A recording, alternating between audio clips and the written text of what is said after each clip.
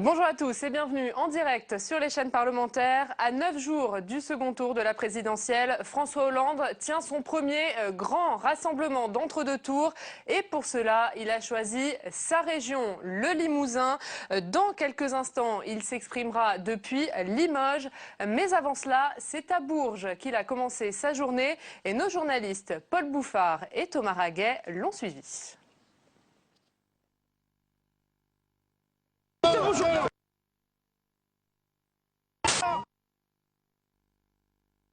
Et chaleureux, François Hollande est un habitué.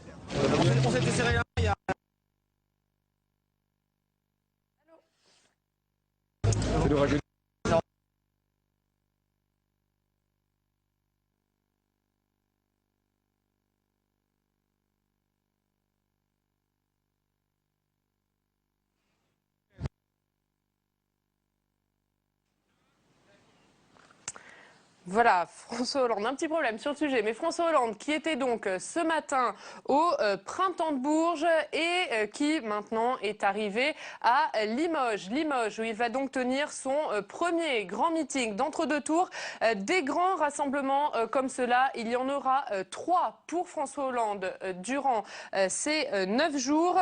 Un meeting ce soir donc à Limoges, un meeting à Bercy dimanche et un autre grand meeting jeudi, place du Capitole à Toulouse, qui sera donc le dernier meeting pour François Hollande avant le premier tour. Mais je vous le disais, ce matin, c'est donc à Bourges qu'il a commencé sa journée. On va donc voir ce sujet de Paul Bouffard et Thomas Raguet.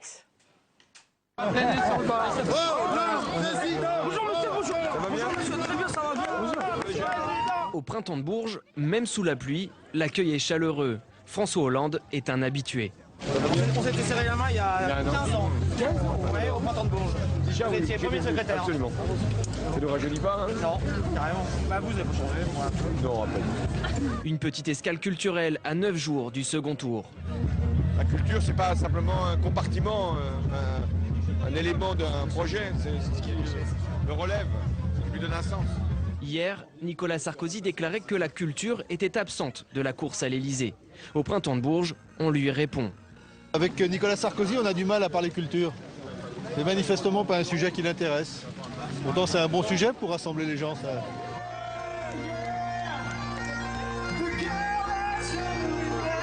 Mais au fait, François Hollande, il écoute quoi comme musique ? Il est tout, il est rock de sa période de jeunesse et puis il est aussi pas mal de chansons françaises. Pas le temps d'assister à un concert, tout de même, il s'offre un quart d'heure musical aux répétitions du groupe militant toulousain Zebda. Il décide de venir au Printemps de Bourges, ce qui me semble tout à fait normal. Il se trouve qu'il vient nous rencontrer à nous et nous on est prêts à l'accueillir parce que de toute façon on votera pour lui. Fin d'un passage éclair à la 36e édition du Printemps de Bourges, direction Limoges, où il tient meeting ce soir. Voilà, Limoges où le candidat François Hollande tient meeting, Limoges où il vient d'arriver, il vient de faire son entrée sur scène. Je vous propose donc de l'écouter.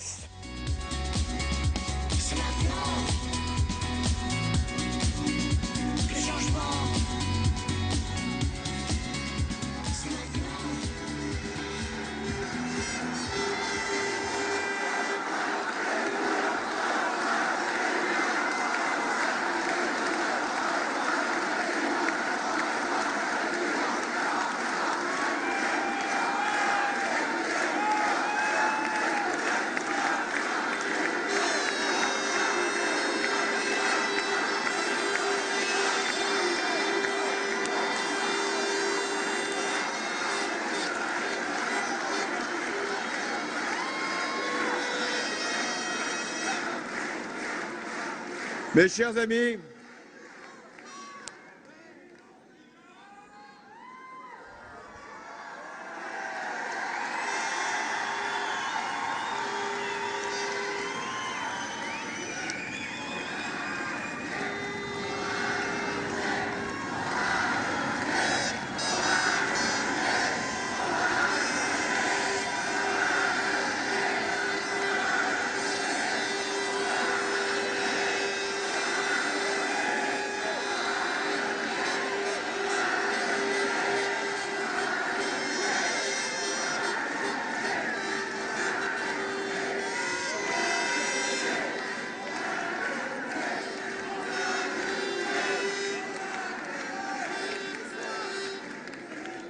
Je suis heureux de vous revoir, de revenir dans ma région, le Limousin. Vous me manquiez. Je m'étais absenté depuis des mois et des mois pour convaincre les Français, arriver en tête au premier tour.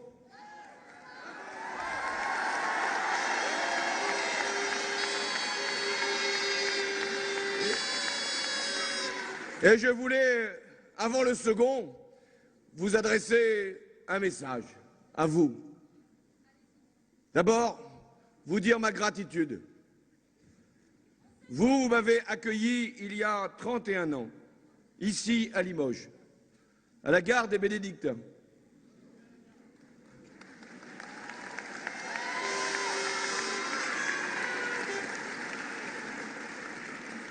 Je venais d'Austerlitz. Ça commençait bien. Et j'arrivais ici pour être candidat, déjà, en Corrèze, contre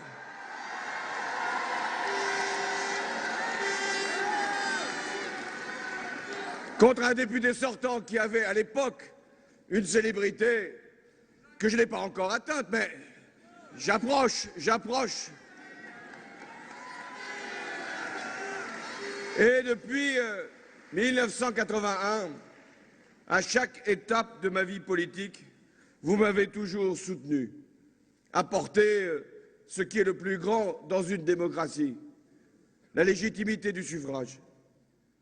Vous m'avez permis d'être ce que je suis devant vous, candidat à l'élection présidentielle.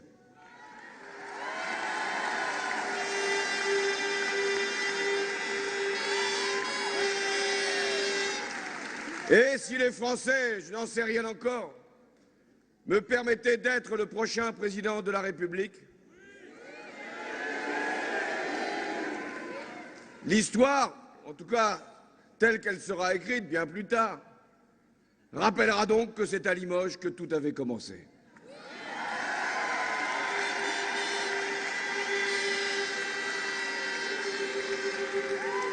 Ma gratitude aussi, parce que c'est ici, dans le Limousin, dimanche premier tour, que la région, ma région, votre région, m'a donné le meilleur résultat de l'Hexagone.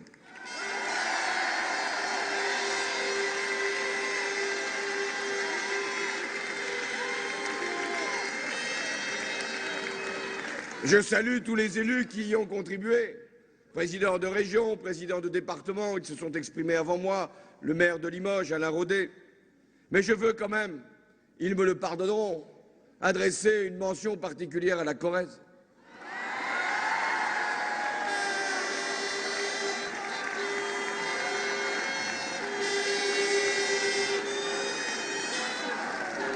À ma ville de Tulle.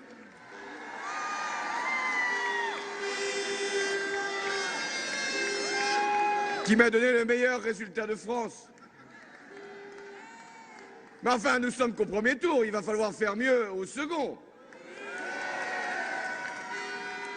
Je suis ici à Limoges sur une terre de fidélité.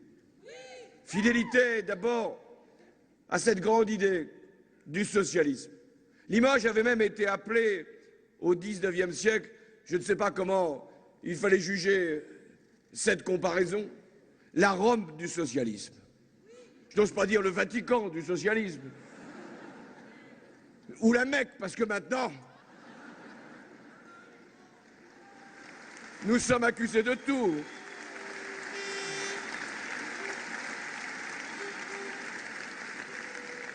Fidélité à l'histoire du socialisme.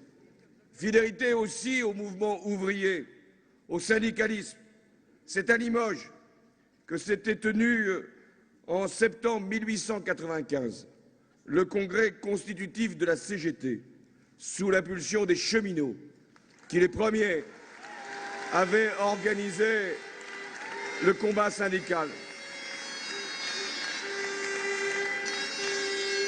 Je parle de la CGT, mais je ne veux pas la compromettre, parce que voilà que le candidat sortant nous fait tous les procès.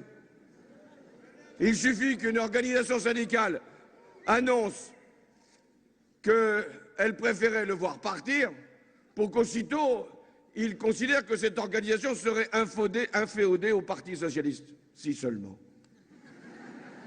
Mais ce n'est pas notre conception, ni du syndicalisme, ni de la politique. Les syndicats sont indépendants, ils sont responsables et ils disent ce qu'ils ont envie de dire à un moment ou à un autre.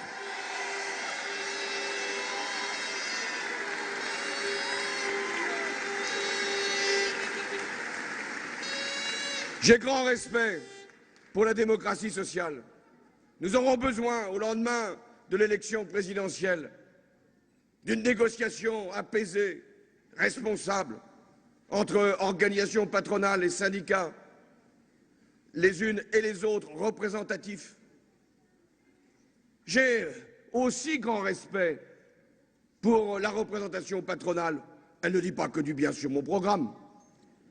J'ai même compris que la présidente du MEDEF trouvait que Nicolas Sarkozy avait fait, c'est son expression, un excellent boulot.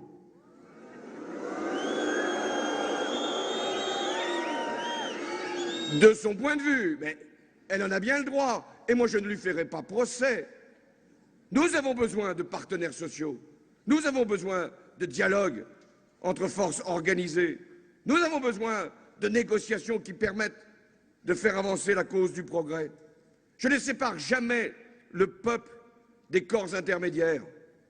Le peuple choisit ses représentants librement dans la démocratie politique, dans la démocratie associative, dans la démocratie sociale. Ici, à Limoges, on sait ce qu'est le 1er mai. Ce n'est pas un jour comme les autres. On sait que des générations d'ouvriers se sont battus pour que ce soit le jour des travailleurs, de tous les travailleurs, de France et du monde.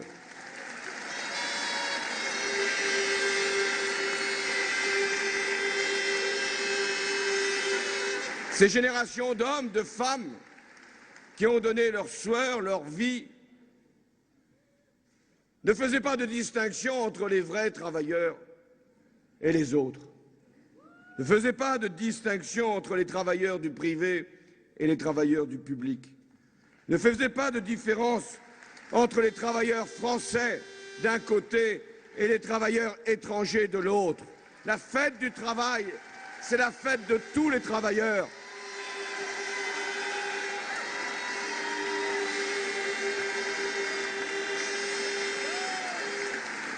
C'est aussi une leçon que notre région peut adresser aux candidats sortants. Il y aurait tant de choses encore à lui apprendre sur la culture politique, peut-être même sur la culture tout court.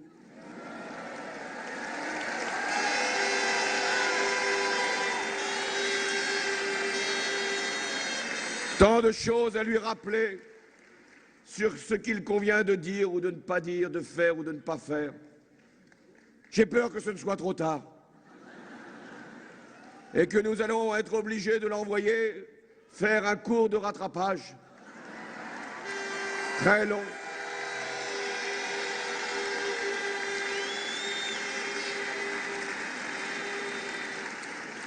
Mais ici à Limoges, ici en Limousin, terre de combat, terre de résistance, terre de lutte, on sait ce qu'est le rassemblement. Le rassemblement d'hommes et de femmes libres, capables de s'organiser. Rassemblement ici, d'abord, des socialistes, et je veux les saluer, parce que jamais, depuis très longtemps, dans une campagne, il n'y avait eu cette unité indispensable, après les primaires citoyennes qui ont été à l'honneur de cette formation politique. Je suis socialiste, mais je suis candidat au lendemain du premier tour, au-delà même des partis et du mien. Je suis candidat de la gauche, de toute la gauche.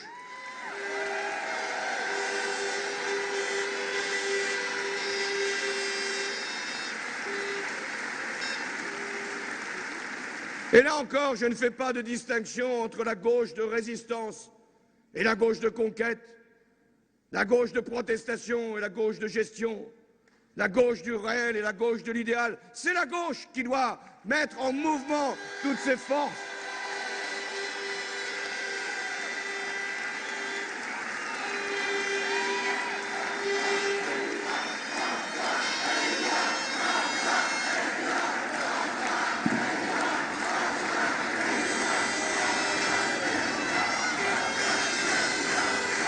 La gauche,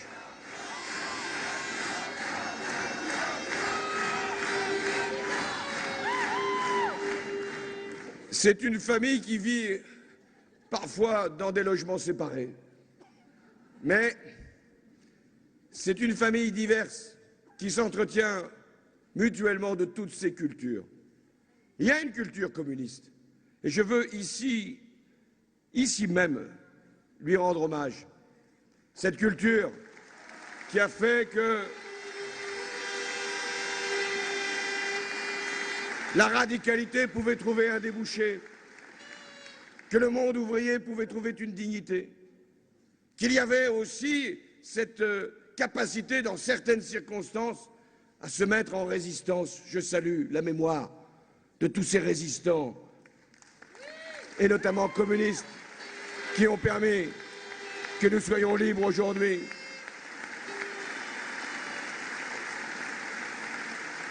Et quand j'entends le candidat sortant se gausser, se moquer du communisme français, qu'il revienne là encore à l'histoire pour savoir ce qu'on doit aussi, quelles que soient les critiques que nous ayons pu émettre, et il y en avait à formuler, vous voyez ce que l'on doit aussi à ce parti dans l'histoire de la France.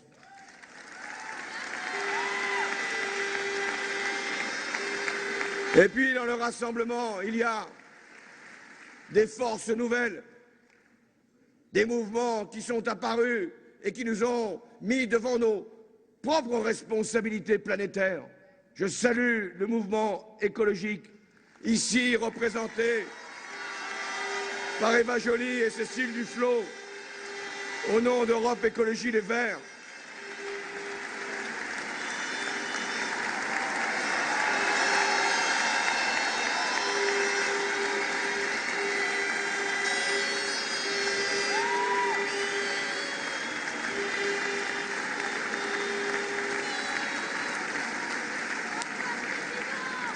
Je veux les remercier à la fois pour la campagne qui a été menée, mais aussi pour leur appel dès dimanche dernier pour soutenir ma candidature et faire qu'elle soit déjà une candidature de victoire.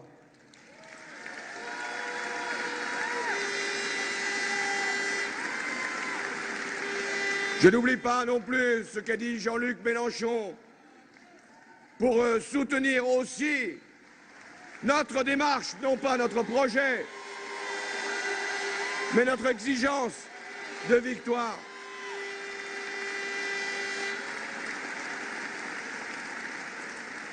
Mais le rassemblement, il va bien au-delà de la gauche et des écologistes. Nous devons nous adresser à tous les Français, à tous les républicains qui veulent le changement, qui s'interrogent encore sur le sens qu'il convient de lui donner, qui se posent mille questions de savoir si nous pouvons présenter un avenir pour notre pays. Et nous devons nous mettre à la hauteur de la France. Nous ne sommes pas simplement une addition de familles politiques, de partis qui viendraient prendre des places pour se substituer à d'autres. Non, nous portons désormais l'intérêt de la France et le rôle majeur qui doit être donné à la République dans cette campagne, car c'est nous qui devons être exemplaires dans les valeurs de la République.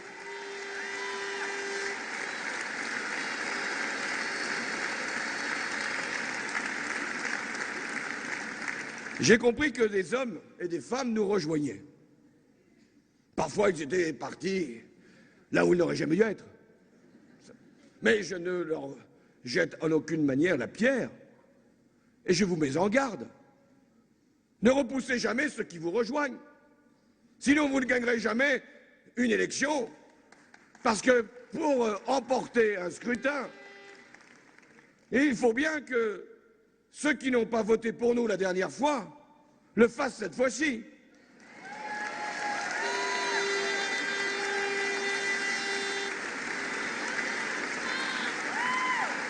Il y a tant de nos compatriotes qui se sont laissés abuser, tromper, illusionner, qui y ont cru, et souvent des plus modestes, qui ont imaginé que c'était pour eux le bouclier fiscal, que c'était pour eux l'allègement des droits de succession. Je rappelle toujours cette histoire, pardon pour celles et ceux qui l'ont déjà entendue, de cette brave femme sur le marché de Tulle qui m'a dit quand même la dernière fois, c'était en 2007, Nicolas Sarkozy, lui, il veut diminuer l'impôt sur les successions. Je lui dis, mais qu'est-ce que vous avez, vous, comme patrimoine? Rien, mais quand même, ça allégera. Toujours cette méthode de la droite de laisser penser que les baisses d'impôts pour les riches vont avoir quelques conséquences pour les pauvres. Ah, ils en sont revenus, parce que maintenant la TVA, c'est pour tout le monde. Enfin, pas pour les riches, mais pour ceux qui consomment.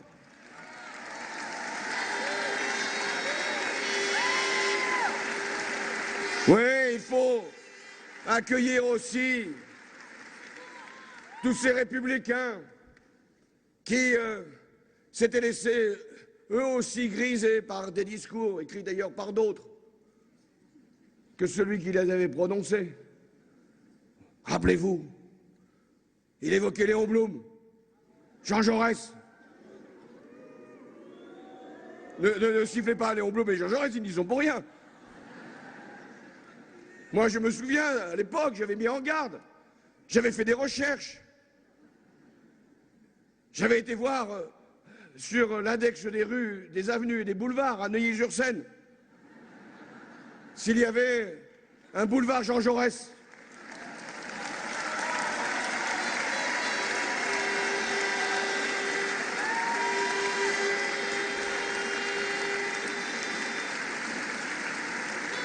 Je n'avais trouvé qu'une avenue Maurice Barrès. C'est pas le même programme. Alors j'avais cherché une rue Léon Blum. J'avais trouvé la rue Paul Déroulède. Mais même pas une voie, même pas une impasse, même pas une ruelle, même pas un trottoir, même pas un lieu-dit, rien au nom de Léon Blum et de Jean Jaurès. Mais ils avaient prononcé leur nom. Et certains avaient pensé que finalement, il était un rassembleur. On a vu la suite. Et donc, tous ces républicains qui s'interrogent, ils doivent voir en nous le candidat du rassemblement de la France, du rassemblement de tous les républicains pour la France. Et nous ne devons écarter personne, mais en même temps, ne négocier rien avec quiconque. Nous n'allons pas chercher quelques concours, débaucher quelques excellences, obtenir des soutiens avec je ne sais quelle contrepartie. Nous sommes dans une démarche claire, cohérente. Celles et ceux qui veulent nous rejoindre, bienvenue. Mais nous n'avons comme souci que l'intérêt de la France.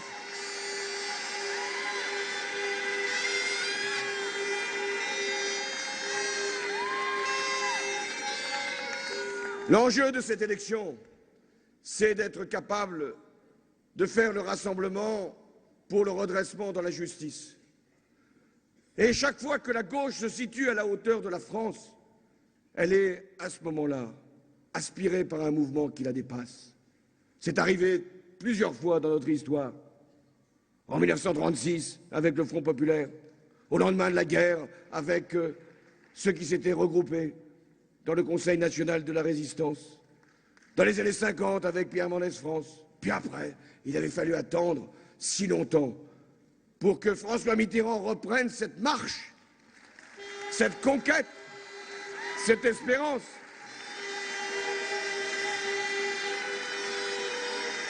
Puis Lionel Jospin en 1997, dans des circonstances encore différentes. Oui, c'est quand la gauche est à la hauteur de son histoire et capable de porter un projet d'avenir que les Français la choisissent. Oh, ce n'est généralement pas les périodes les plus simples, pas les conjonctures les plus faciles, pas les moments où il n'y aurait qu'à distribuer. C'est souvent dans l'épreuve qu'il est fait appel à la gauche. Mais enfin, en ce moment, c'est plutôt la droite qui est dans l'épreuve. En même temps, elle le mérite. Parce que, d'une certaine façon, c'est elle qui a conduit le pays vers l'échec. Nous avons maintenant suffisamment d'éléments pour tracer le bilan. Un chômage qui n'a cessé d'augmenter. Plus de 4 millions. Aujourd'hui, 1 million de chômeurs supplémentaires. Si on ne prend que ceux qui ne travaillent pas du tout, 700 000. Beaucoup de jeunes, bon nombre de seniors et le chômage de longue durée qui s'est encore endurci, allongé. Voilà le bilan. Nous venons d'apprendre que la consommation des ménages a reculé et qu'il y a donc toutes les conséquences sur la croissance que nous pouvons redouter. Elle sera faible, voire nulle, cette année. Elle n'a été que d'1 demi-point par an durant le quinquennat de Nicolas Sarkozy. Nous avons une compétitivité qui s'est dégradée. Le déficit du commerce extérieur dépasse 70 milliards d'euros. C'est un chiffre historique. Et les inégalités se sont creusées. Les plus riches sont devenus plus riches et les plus pauvres plus nombreux. Et les classes moyennes n'ont rien gagné à cette politique fiscale qui les a, d'une certaine façon, assommés davantage. Oui, la droite a été sanctionnée dimanche dernier. Le candidat sortant fait comme s'il n'avait rien vu. Selon sa méthode habituelle, il s'acharne sur Jacques Chirac. Il n'y peut rien. Je l'entendais ce matin. Il dit j'ai fait 27 comme candidat sortant et Jacques Chirac n'avait fait que 20. Oubliant qu'en 2002, il y avait d'autres candidats de droite, alors que lui s'était forcé, en 2012, d'écarter tout autre candidat de droite.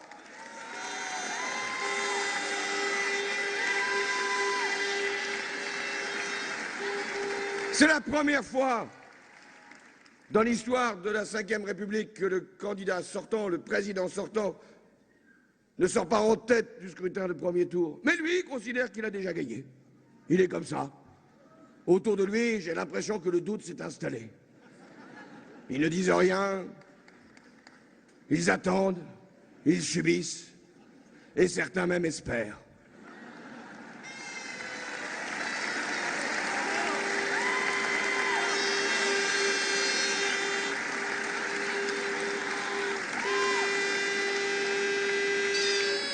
Lui, il compte et recompte. Ah, ces suffrages, c'est suffisamment éloquent. Alors il va chercher d'autres suffrages. Et il fait d'autres calculs, de mauvais calculs. Il va chercher vers l'extrême droite ce qui lui a manqué. Il s'était affiché comme un candidat de la droite décomplexé. C'est plus maintenant décomplexé, c'est une transgression qu'il est en train d'assumer. Et c'est une dérive que nous constatons dans le vocabulaire, dans les thèmes, dans les expressions, sur l'immigration, sur l'islam, sur la sécurité. Et maintenant, c'est dans le programme de l'extrême droite qu'il vient s'approvisionner ou piocher. Il dit c'est du hasard, c'est une coïncidence, je ne le savais pas. Et c'est à un tel point qu'au sein de la droite humaniste, au sein du centre, il y a des voix qui s'interrogent et qui ne peuvent pas accepter cet excès, cette outrance, ce danger. Parce que droite et gauche, nous nous confrontons, mais nous sommes dans la République. Et notre devoir, c'est de défendre à chaque instant, au-delà de nos différences, au-delà de nos sensibilités, la République, les valeurs, les principes.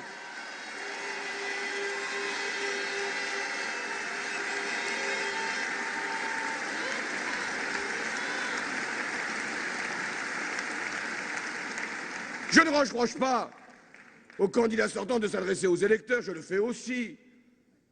Nous devons faire en sorte que des électeurs qui ont pu voter pour le Front National ne le fassent plus, ou l'ayant fait, soient détachés, soient repris, remobilisés, rehaussés, si je puis dire. Parce que comment accepter que les ouvriers, que les paysans, que des jeunes puissent accorder leur suffrage à un parti qui, en définitive, ne sert pas leurs intérêts, pas davantage ceux de la République, mais se sert d'eux pour porter des thèmes, des références qui ne font pas honneur à la France.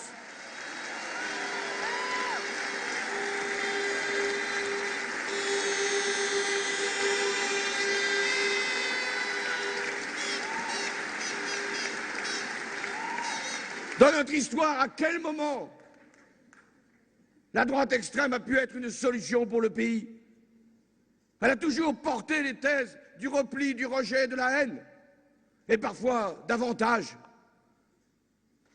Et donc nous devons dire à tous ces concitoyens perdus, abandonnés sans doute, mais que nous avons sans doute aussi la responsabilité d'avoir laissé un moment glisser.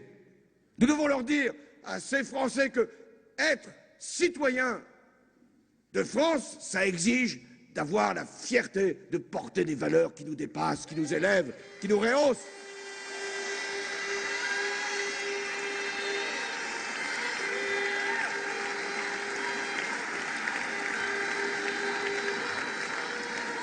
Mais pour aller chercher ces électeurs-là, pas de complaisance, pas de connivence, pas de séduction, pas de flatterie. Nous avons aussi cette responsabilité. Nous devons laisser personne de côté et en même temps rappeler à chaque fois les principes qui sont les nôtres. La droite et son candidat, dans cette dernière semaine de campagne, jettent ses derniers feux. Elle retrouve les vieilles rengaines des conservateurs de toujours face au risque de l'alternance. D'abord, la gauche serait dépensière. Ce serait sa nature. Et donc, il y aurait un risque. Je préfère vous prévenir. Si nous revenions aux responsabilités de tout dépenser. Mais dépenser quoi? Les caisses sont vides. Le pays est en faillite. C'est eux qui le disent.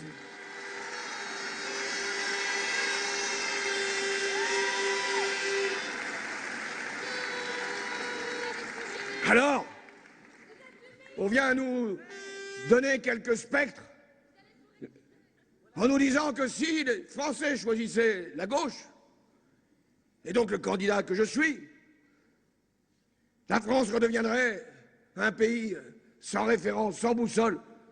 La Grèce, l'Espagne, ces pays-là se redressent en disant nous ne pouvons pas être comparés à des pays qui dérivent, à des pays en faillite.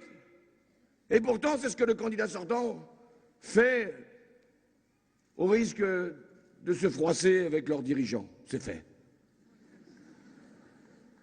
J'ai regardé avec amusement ce qu'avait été la campagne, et ici certains s'en souviennent pour en avoir été des acteurs, la campagne de 1981.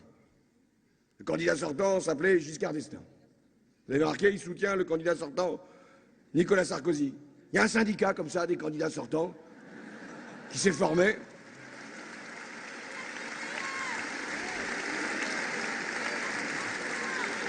Je parle du syndicat des candidats sortants qui ont été sortis.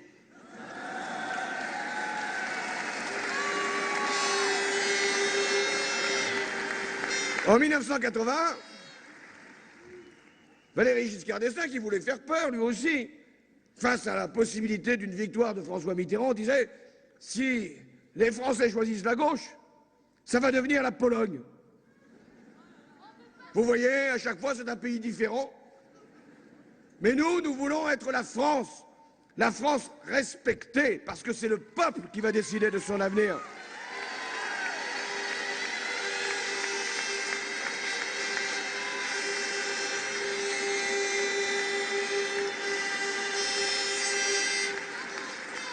Et nous ne pouvons pas non plus accepter quelques leçons qui soient nous données par la droite. Je rappellerai qu'il y a 10 ans, lorsque le gouvernement de Lionel Jospin a terminé son œuvre, la dette publique était maîtrisée.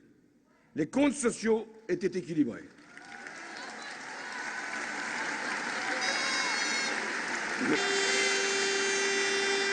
Le commerce extérieur était excédentaire et notre compétitivité avait été rétablie et nous avions été capables de faire l'euro et la France en avait pris la direction.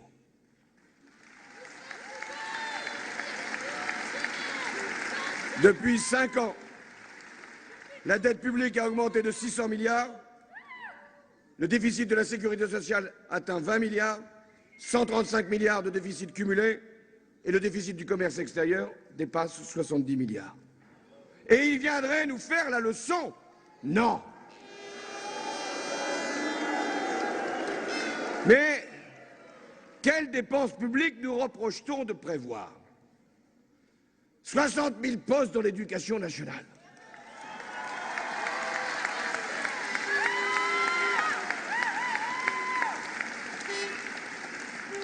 Et ils en ont supprimé 80 000 et le déficit de l'État atteint 100 milliards d'euros. Mais je veux préciser les chiffres pour que chacun les ait à l'esprit. 12 000 postes par an de création, c'est 500 millions d'euros. Sur 5 ans, ça fera donc 2,5 milliards pour la 5e année. C'est-à-dire l'équivalent de l'allègement de l'impôt sur la fortune en une seule année.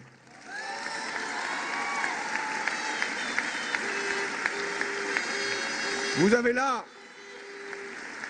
le choix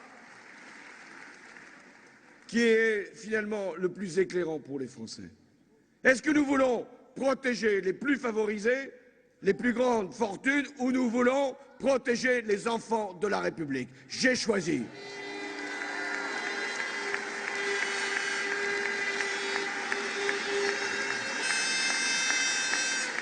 Quelles dépenses nous reproche-t-on? J'ai annoncé que les hommes et les femmes qui ont commencé leur vie professionnelle à 18 ans et qui auront leurs 41 années de cotisation pourront partir à 60 ans.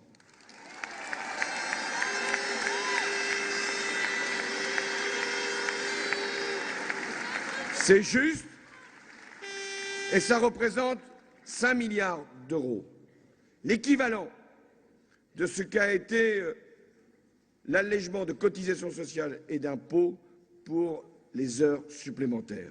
Je préfère que les salariés qui ont fait leur temps puissent partir à la retraite plutôt que l'on mobilise de l'argent public pour développer des heures supplémentaires au détriment de l'emploi d'aujourd'hui.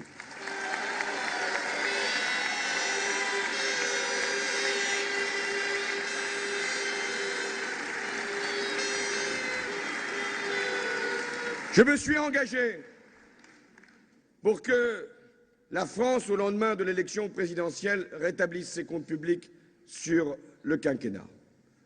Je me suis prononcé pour qu'il y ait une discipline budgétaire, un sérieux budgétaire, qui fasse que, d'ici 5 ans, nous aurons maîtrisé notre dette et que nous aurons équilibré nos comptes. Je revendique cette position. Mais en même temps, cette responsabilité ne nous conduit pas à renoncer à la cause du progrès, à la lutte contre les inégalités, à la bonne marche de ce que doit être l'économie. Nous avons ce devoir, ce double devoir, à la fois de mettre nos comptes en ordre, mais de mettre aussi le pays en mouvement.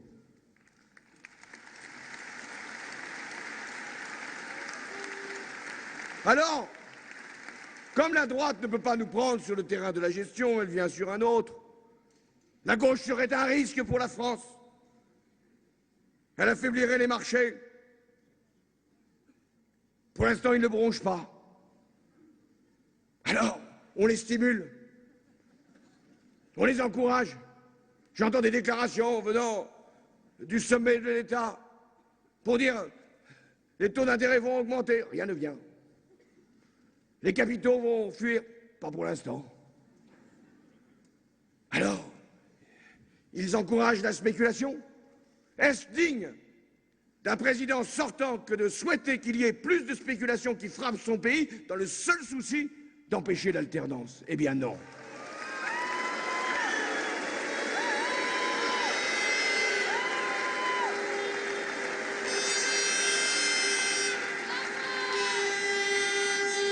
Alors ensuite, on nous dit, mais vous allez vous fâcher avec tous les partenaires européens, puisque j'ai annoncé que je renégocierai le traité budgétaire. pour y ajouter une dimension de croissance. Oui, nous le ferons. Mais déjà, les lignes bougent.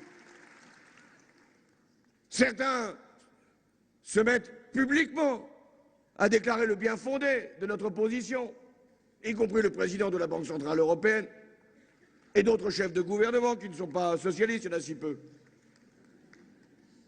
Il y en a qui ne disent rien, mais qui n'en pensent pas moins.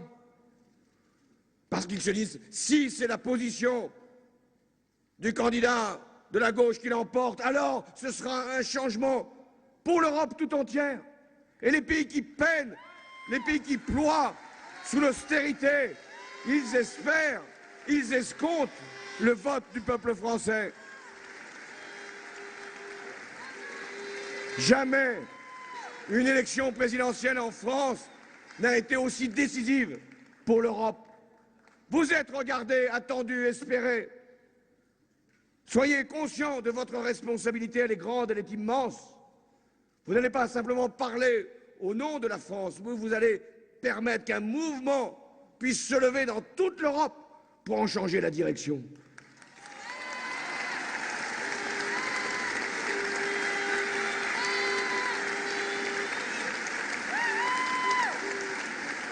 Que nous dit-on encore? Que j'aurais proféré, là encore, une menace pour les capitaux en France parce que j'aurais dit, et je le réaffirme ici, qu'au-delà de 1 million d'euros par an, une tranche supérieure d'imposition serait créée de 75%.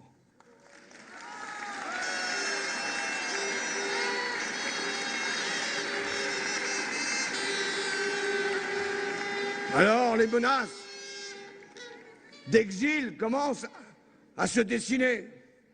Il paraît que certains ont déjà préparé leurs valises. Qu'ils les retiennent. Nous ne leur ferons aucun mal. Quand même, au-delà d'1 million d'euros, on doit pouvoir vivre. Même avec une augmentation de TVA. Mais il n'y aura plus d'augmentation de TVA.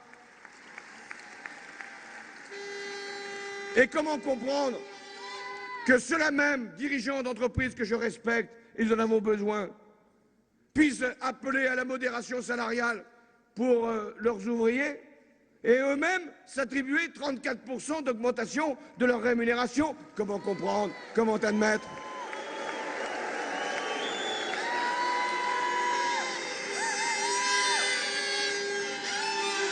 Et c'est pourquoi, dans cette campagne, j'ai lancé la belle idée du patriotisme économique. Le patriotisme, c'est une belle valeur. C'est-à-dire de s'aimer suffisamment soi-même pour aimer les autres. De n'avoir peur de rien, dès lors que l'on est rassemblés et unis. Le patriotisme de servir l'intérêt général, de penser d'abord à la nation avant de penser simplement à soi-même. C'est être conscient que dans un effort qui doit être demandé à tous, ceux qui ont le plus doivent être davantage mis à contribution que les autres. C'est si simple. Le patriotisme,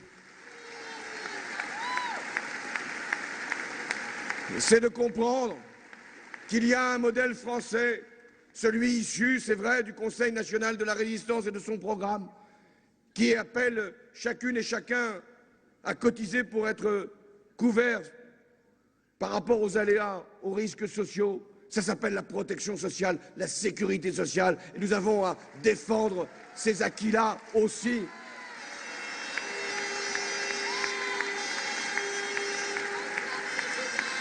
Le patriotisme, c'est de considérer que la France est une solution et pas un problème, et qu'elle n'a pas à se mettre sous la toise, qu'elle n'a pas à être adaptée à je ne sais quel exemple venant de l'étranger. J'ai beaucoup de respect pour les États-Unis, pour l'Allemagne, mais nous sommes la France. Nous sommes la France avec ses atouts, avec ses forces, et nous devons composer avec les autres, regarder ce qui marche, prendre des références ici, ailleurs, mais rester ce que nous sommes, parce que nous sommes un grand pays, une belle nation, avec une histoire et avec un avenir. Le patriotisme, c'est se rassembler sur l'essentiel, et au-delà même des sensibilités politiques. Je suis socialiste, mais je sais aussi ce que la France doit au général de Gaulle, à ce qu'était la grandeur de la nation, le sens de l'indépendance, l'idée forte que la France était singulière et en même temps universelle, le refus de la soumission. Oui, il y a eu, dans ce qu'on appelait le gaullisme, cette belle affirmation du refus de l'argent, que la politique ne se faisait pas à la corbeille, c'est-à-dire à la bourse, qu'il y avait une exigence de vérité, un refus des amalgames, et puis aussi un comportement personnel dont les héritiers du gaullisme n'ont pas toujours eu le sens du respect.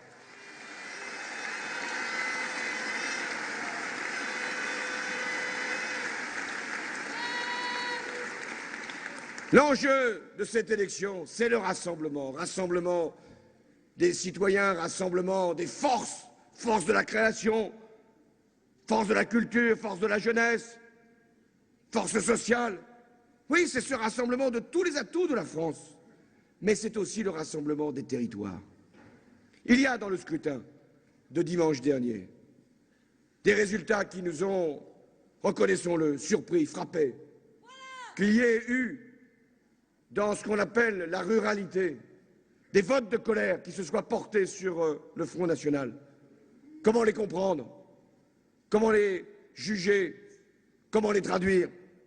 Sentiment d'abandon des agriculteurs, des éleveurs, qui ici, on les connaît, n'ont sans doute pas versé dans ce vote, et en même temps éprouvent chaque jour des difficultés grandissantes en achetant plus cher leurs fournitures et en recevant moins pour leurs produits, en étant inquiets par rapport à l'avenir, en étant plus protégés, faute d'une politique agricole commune cohérente, en étant également vulnérables par rapport au marché, puisque les produits agricoles sont devenus des produits spéculatifs eux aussi. Et s'il y en a qui, dans la vie économique, savent mieux que d'autres les désastres du marché, ce sont les agriculteurs. Parce qu'ils ne se font pas des produits comme les autres. L'alimentation, la sécurité alimentaire, la qualité des produits, ce n'est pas simplement des valeurs qui s'échangent à travers des titres boursiers. Il y a aussi cette réalité d'un nombre d'exploitations qui diminue chaque année. En 10 ans, le nombre des exploitations agricoles a chuté de 25%. Les terres agricoles reculent, faute d'un urbanisme suffisamment maîtrisé pour l'ensemble du territoire national. Sur les 10 dernières années, c'est l'équivalent d'un département comme la Corrèze qui s'est retrouvé finalement repris par un usage des sols qui n'était plus agricole. Je pense aussi, dans la ruralité, à tous ces salariés, ouvriers, employés, qui subissent eux aussi les délocalisations, les fermetures d'entreprises, et qui, même quand ils ont un emploi, sont amenés à consentir des frais de plus en plus élevés pour leur transport, et constatent chaque jour la dégradation des services publics. Bureaux de poste qui ferment, hôpitaux menacés, et ici on sait ce que c'est, tribunaux fermés, et ici on sait ce que c'est, et on en a souffert suffisamment. Suppression de classes, diminution de postes, dotation horaire en moins dans les collèges, rasettes supprimées, on sait ce que c'est ici.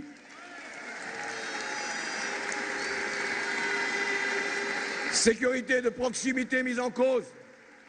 Alors heureusement qu'il y a des collectivités locales, départements, régions, communes, agglomérations qui se battent pour permettre de résister, de contenir. Et voilà qu'on leur reproche même de verser des prestations qui sont définies, décidées par l'État et pas compensées par ceux-là même qui en décident pour autrui. Oui, des collectivités locales qui font même ce qui n'est pas prévu dans les lois de décentralisation pour le très haut débit, pour le haut débit, pour faire que les écoles, les collèges, les lycées soient équipés de la meilleure des façons, que les routes soient également entretenues. Et voilà qu'on les menace de voir réduire leurs prestations, leurs dotations, leurs compensations. Et voilà que j'entends le candidat sortant même faire des promesses fiscales sur les droits de mutation hier encore à la télévision. Il veut les diminuer de moitié. Sauf que c'est un impôt qui est perçu par les collectivités locales. Lui, il fait des promesses pour autrui, payé par autrui.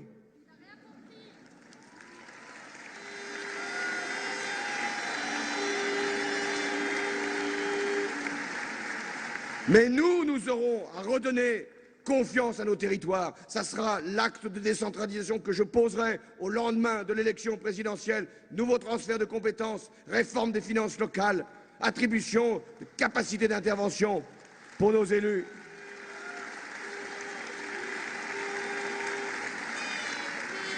Nous agirons aussi pour lutter contre les déserts médicaux, création de maisons de santé, renforcer l'hôpital public qui sera un service public et qui ne sera pas une entreprise obligée de converger avec les cliniques.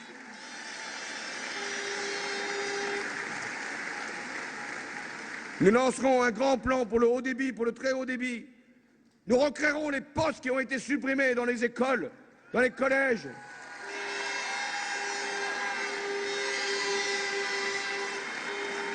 Nous appuierons les efforts engagés par les régions en matière de transport. Nous développerons une véritable politique de la formation professionnelle. Il n'y aura pas besoin de faire un référendum. Comme si les chômeurs, quand on leur proposait un emploi ou une formation, la refusaient. C'est hélas trop de fois que les chômeurs demandent une formation, un emploi, et qu'on leur refuse. C'est ça la réalité.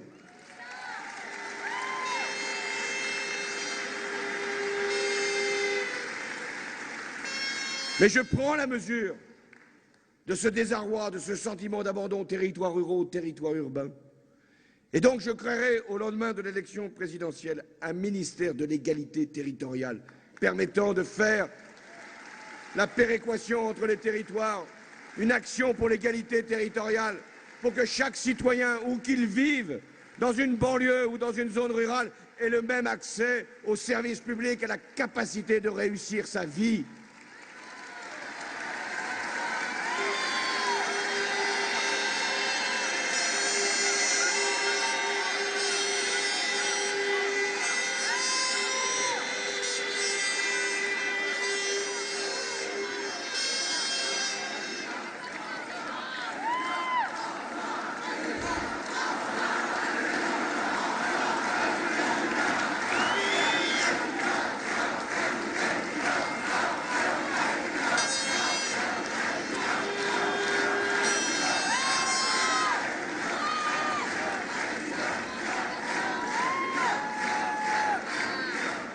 Nous aurons à repenser le rôle de l'État,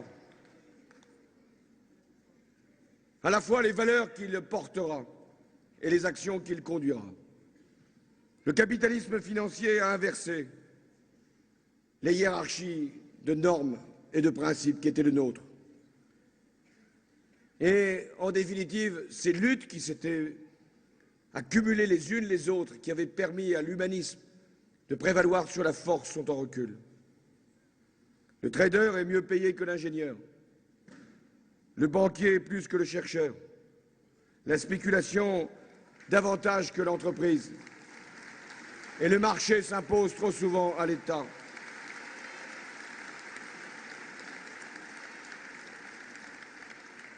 La mission de l'État, ça sera d'abord de fixer les grands enjeux, les grands objectifs de la puissance publique. Non pas simplement à 5 ans, mais à 10 ans, à 15 ans. De savoir comment nous voulons vivre ensemble, comment nous nous organisons, quelles sont les grandes priorités, la transition écologique, énergétique que nous aurons à mener ensemble.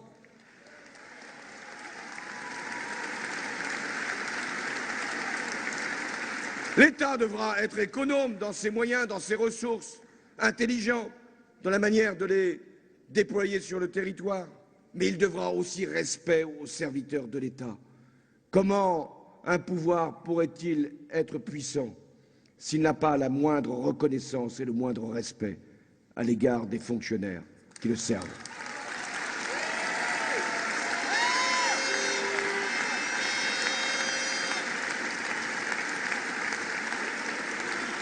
Les valeurs que l'État aura portées, c'est l'intérêt général sur les intérêts particuliers.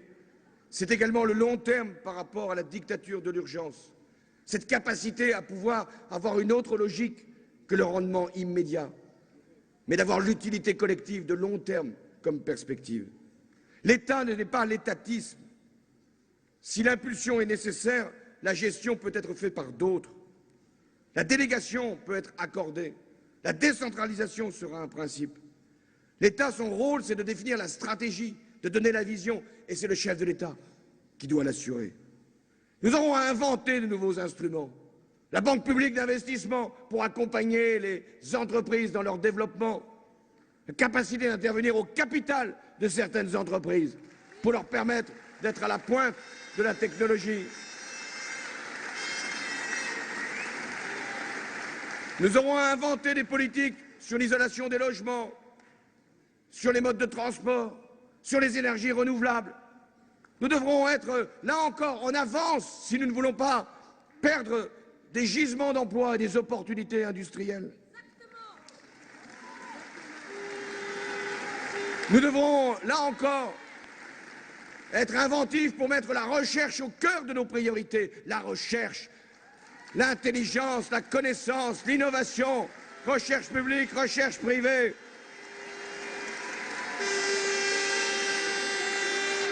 Nous sommes fiers, à juste raison, de nos prix Nobel, des médailles que nos plus grands chercheurs récoltent par la qualité de leurs travaux. Mais retient-on suffisamment les jeunes chercheurs en France? Leur donne-t-on la carrière qu'ils attendent, les moyens pour poursuivre leurs travaux? Nous avons ce devoir. C'est le rôle de l'État.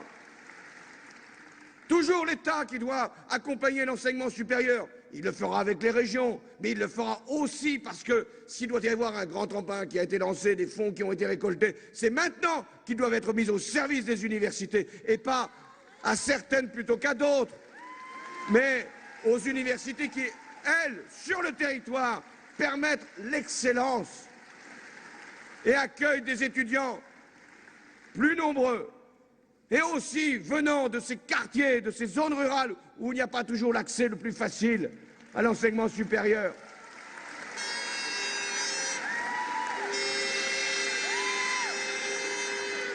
Voilà, mes chers amis, ce que j'étais venu vous dire ici à Limoges. Une nouvelle donne pour la France. Tel est le sens de l'élection présidentielle. Une nouvelle donne industrielle, une nouvelle donne économique, une nouvelle donne sociale, une nouvelle donne écologique, une nouvelle donne aussi européenne et une nouvelle donne internationale. Parce que nous sommes la France et que nous avons un rôle à jouer sur notre continent et dans le monde.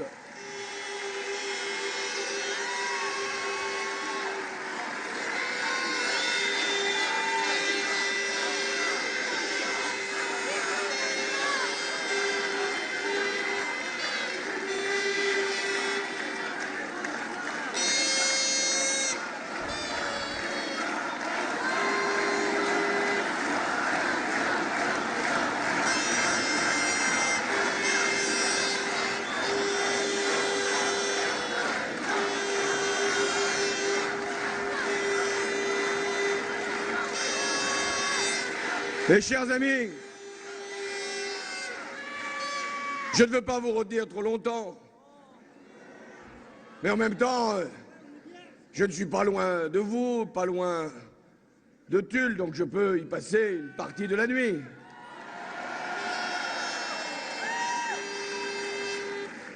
Je suis venu vous dire ma confiance en vous, qui militez depuis des mois pour que nous atteignions l'objectif. Il est là, il est tout proche. Ma confiance dans le vote des Français, tel qu'il s'est exprimé au premier tour et qui doit se confirmer au second. Ma confiance dans les capacités de notre pays à se redresser. Ma confiance dans les valeurs de la République. Mais j'ai aussi confiance dans la victoire qui approche. Elle est là. Elle arrive.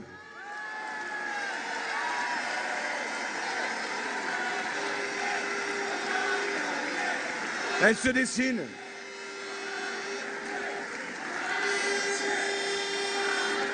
Elle s'annonce.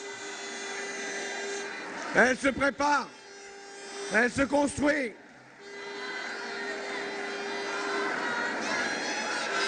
Et en même temps, au-delà de votre enthousiasme, de votre engagement. Rien n'est sûr, rien n'est fait, rien n'est acquis. Nous avons encore plusieurs risques devant nous. Il nous reste 8 jours, un peu plus. 8 jours. Que risquons-nous? Le premier risque, celui de la démobilisation. Cette impression que nous aurions, pas vous, mais d'autres ailleurs, que le résultat serait donné. Les sondages nous l'annoncent, les pronostics sont faits. On peut savoir les figures des autres à la télévision. On pourrait y croire. Mais non, ne surtout pas baisser la garde. Au contraire, vous devez être conscient que c'est votre participation qui fera la différence. Parce que la droite, elle viendra le dimanche 6 mai. Elle viendra. Parce qu'elle a trop à perdre. Parce que c'est son pouvoir. Parce qu'elle se considère en propriété dans l'État. Dites autour de vous de venir d'abord voter, de ne pas penser que ce serait déjà confirmé par je ne sais quelle enquête, je ne sais quel pronostic, prévision.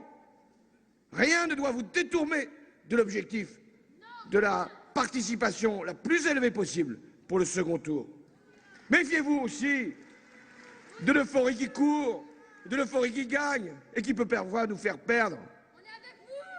Méfiez-vous de l'arrogance, de la suffisance. Moi, je suis toujours très prudent. Je ne dis rien qui soit pour l'après 6 mai. Non pas sur les propositions, je les ai présentées. Non pas sur l'agenda, il est connu.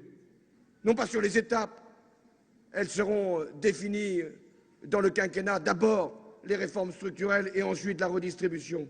Mais je ne dis rien sur la composition des équipes, ce qui sera là ou ailleurs, parce que pour l'instant, nous ne distribuons rien sans que nous ayons gagné le suffrage des Français.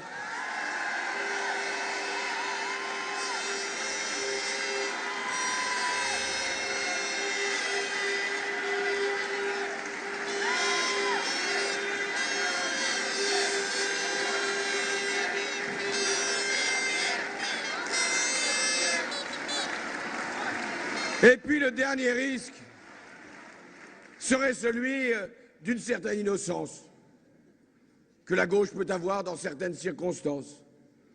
Parce que nous avons une conception élevée du débat public, et tant mieux. Parce que nous avons l'honneur du débat. Parce que nous avons le sens de la dignité de la fonction à laquelle nous prétendons. Parce que nous n'utilisons pas des arguments qui nous abaisseraient, qui nous abîmeraient. Parce que nous voulons rester au niveau des idées, des arguments, des propositions, parce que nous considérons que notre peuple est adulte et qu'il saura faire son choix en grande lucidité et en responsabilité. La droite n'a pas nécessairement ces précautions. Elle utilise la polémique, la confusion, le dénigrement, les attaques personnelles.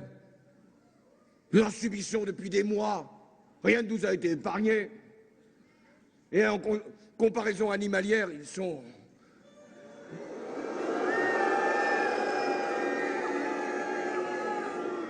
sans limite. Et pour autant, jamais, je dois dire, dans une campagne de mémoire, mais j'arrive maintenant à un âge où l'expérience compte, je n'avais entendu un candidat sortant avoir une conception de la vérité aussi... comment dire, aussi étrange, contradictoire, cocasse, inattendue, parfois même désopilante. J'en ai fait quelques recueils, florilèges.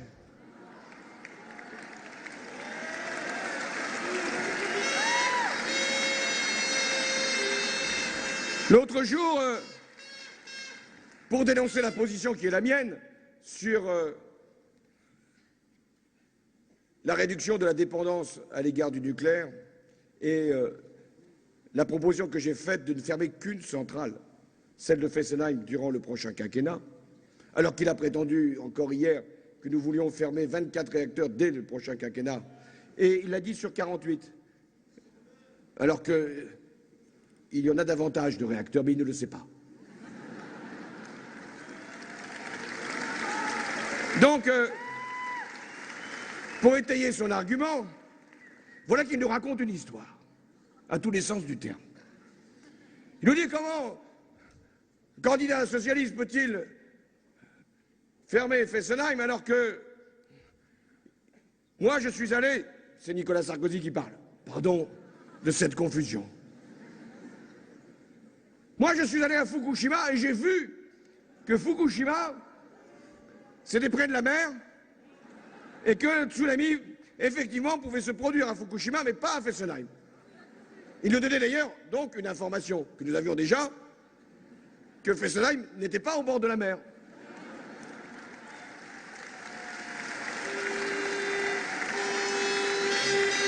Mais j'ai voulu vérifier s'il était allé à Fukushima. Parce que j'avais souvenir qu'un jour, il avait prétendu qu'il était allé voir l'effondrement du mur de Berlin et qu'il s'était trompé de date.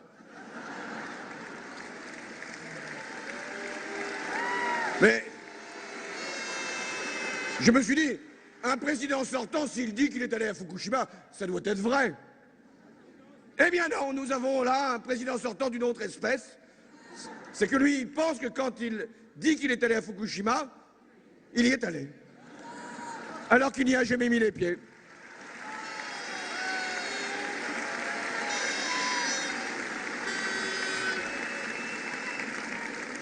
Voilà que l'autre jour, je le regarde à la télévision et qu'il prétend que j'aurais été le bénéficiaire d'un appel de 700 mosquées.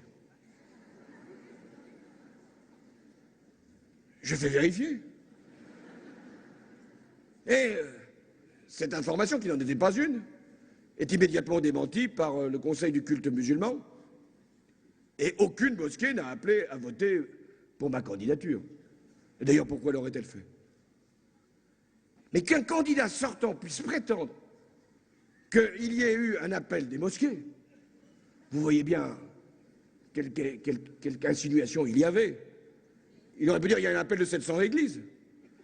C'était aussi faux. Mais il ne l'a pas dit.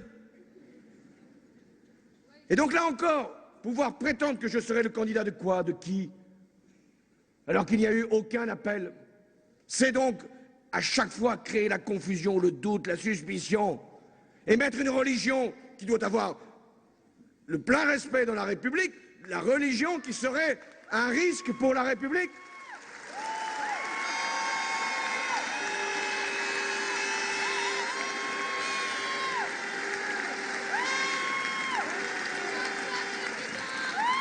Encore hier, il a répété que un idéologue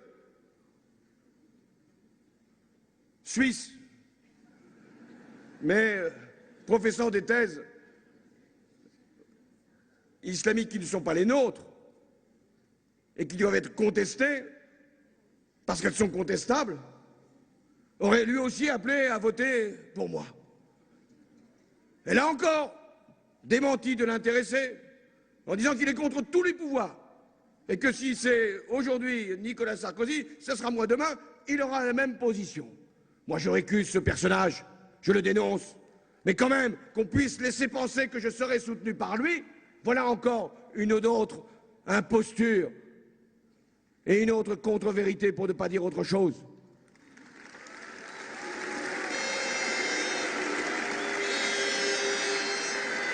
Mais la liste n'est pas close. Voilà que je dis ce qu'est la position depuis toujours de ma part sur la régularisation des sans-papiers au cas par cas, sur des critères reconnus partout et appliqués de la même manière. Et voilà qu'il prétend que ces régularisations au cas par cas, qui se produisent déjà aujourd'hui, 30 000 par an, seraient l'annonce d'une régularisation massive, toujours pour faire peur. Mais pourquoi mentir? Celui qui ment est celui qui n'est pas sûr de lui. Celui qui ment est celui qui veut tromper le peuple et non pas l'éclairer.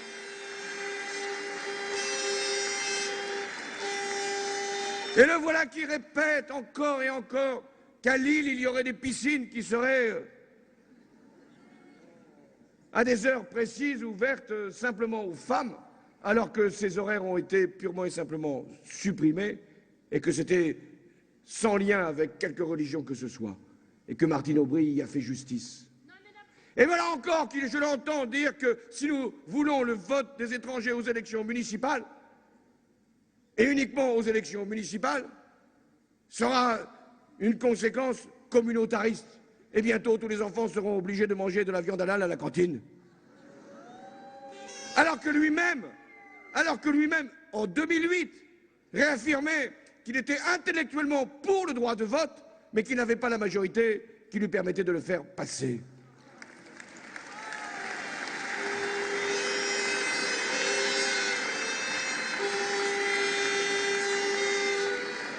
Nous pourrions en sourire, et je le fais, car à ce point-là, c'est presque comique de n'arriver à un tel travestissement de la vérité. Mais en même temps, je ne sous-estime pas ce que ça peut avoir comme conséquence dans le débat public. À chaque fois de laisser penser que nous mettrions en cause l'indépendance du pays, la laïcité, les principes de vie qui sont les nôtres. Alors ça m'amène à dire la chose suivante. En matière de laïcité, nous ne reculerons jamais. Nous ne dirons jamais que le prêtre ou le pasteur a une autorité supérieure à l'instituteur et au maître. Nous ne dirons jamais que la laïcité doit être ouverte et tolérante, parce que la laïcité, par définition, elle est ouverte et tolérante.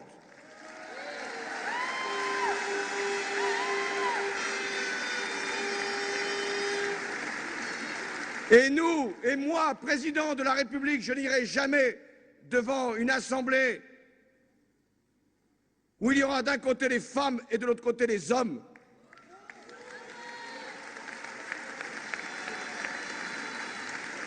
Et que jamais il ne me viendrait à l'esprit, en regardant un visage ici parmi vous, d'en traduire immédiatement une appartenance religieuse. Non.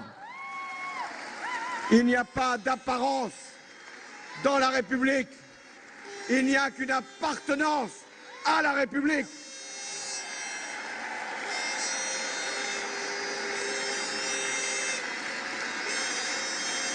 Oui, il y a tant de raisons, tant de justifications à souhaiter le changement. Un quinquennat d'échec, un quinquennat d'injustice, un quinquennat d'irrespect. Mais le plus grave, en définitive, qui va même au-delà de l'injustice, de l'échec et de l'irrespect, c'est qu'un quinquennat qui a voulu diviser les Français, les opposer entre eux, les confronter avec eux-mêmes, faire peur plutôt que de faire confiance. Le grand enjeu de l'élection présidentielle, c'est la division ou le rassemblement. Je ne suis pas candidat à la présidence de la République pour une famille politique, pour un camp, pour un clan. Je suis candidat pour la France. Je suis candidat à la présidence de la République pour que la République soit exemplaire à son sommet.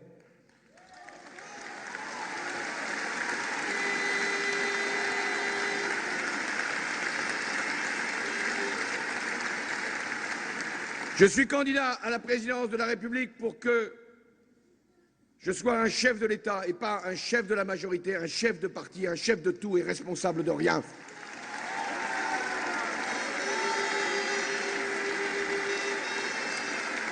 Je suis candidat à la présidence de la République pour qu'on en termine avec les privilèges, les impunités, les protections, la justice aux ordres.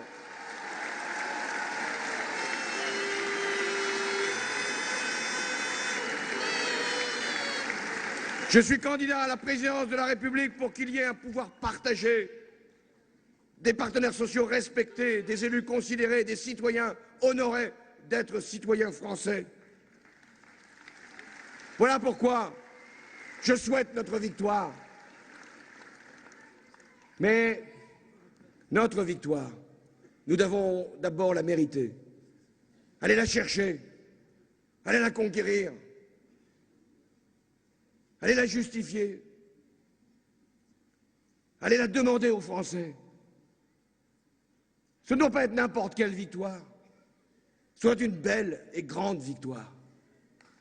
Non pas une victoire du rejet, de la rancune, de la rancœur, et encore moins une victoire de la revanche.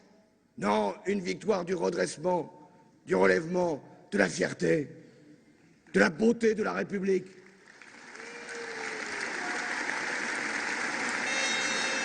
Je veux que le 6 mai, si nous devions l'emporter, si les Français devaient nous choisir, nous puissions nous dire, nous tous, toutes les générations réunies, voilà, nous allons servir notre pays, nous allons être capables de lui donner un moment historique où il est en situation de se rassembler, de se réunir, de se réconcilier avec lui-même. Je veux que la victoire, si elle vient du 6 mai 2012, reste dans les esprits aussi forte, aussi grande que la victoire de 1981, qu'elle donne de la fierté, de l'émotion.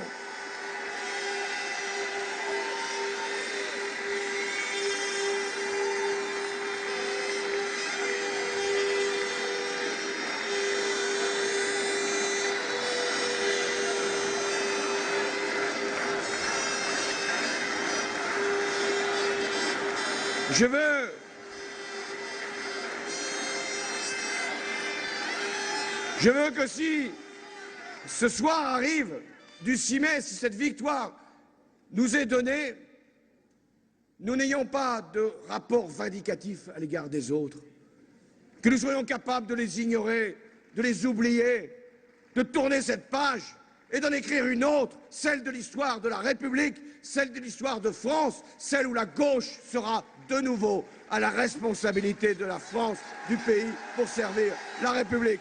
Merci, amis du Limousin, merci de me donner votre force, merci de me donner la légitimité, merci de m'avoir accueilli, merci de m'avoir porté, merci de pouvoir me faire le prochain président de la République française.